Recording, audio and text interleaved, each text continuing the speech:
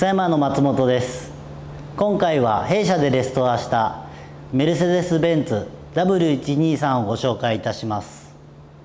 W123 と1976年ぐらいから85年ぐらいまで生産された E クラスの先代にあたる車両になるんですけれども、言うて40年ぐらい経った車両、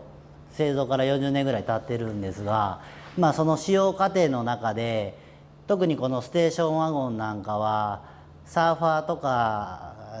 が使用した経緯とかもあって、1990年代、2000年前半ぐらいまでは安価な値段で取引されていた車両で、丁寧に扱われていないっていう経緯の中でものすごく錆腐食が多い車で、この車もそうだったんですが、レストアするにあたり塗装全剥離、フロアまでこの車はやったんですが、かなりひどい状態だった車をここまでやったっていうのを今回ご紹介したいと思います。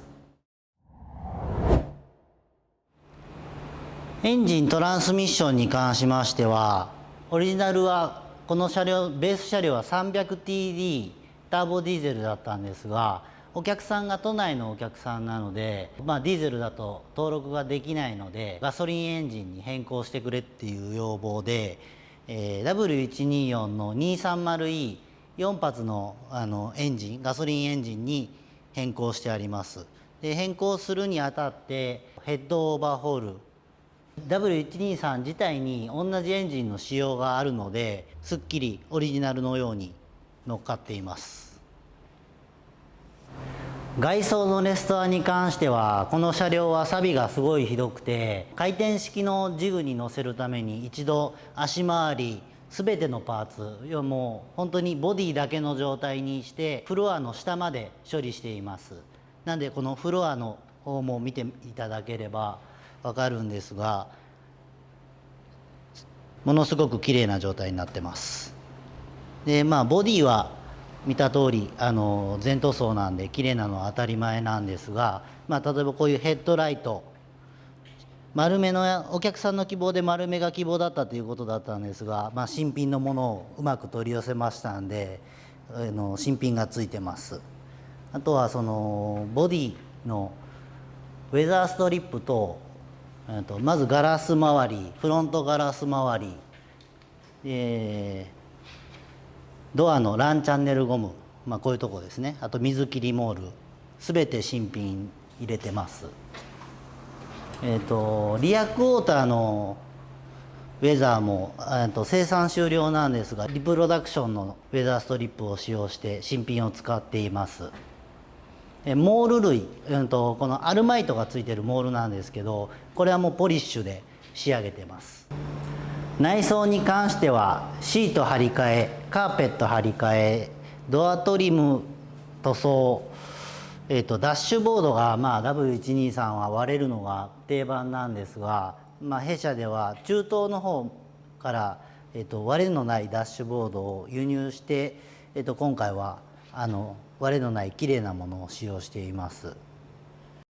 ヘッドライナーも交換しています。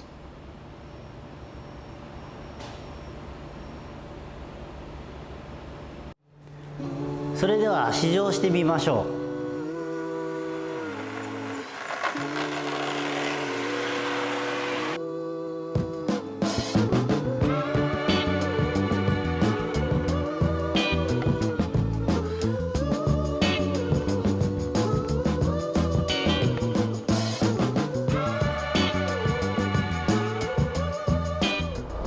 W124 のこのトランスミッションのエンジンに乗せ替えてるんで、結構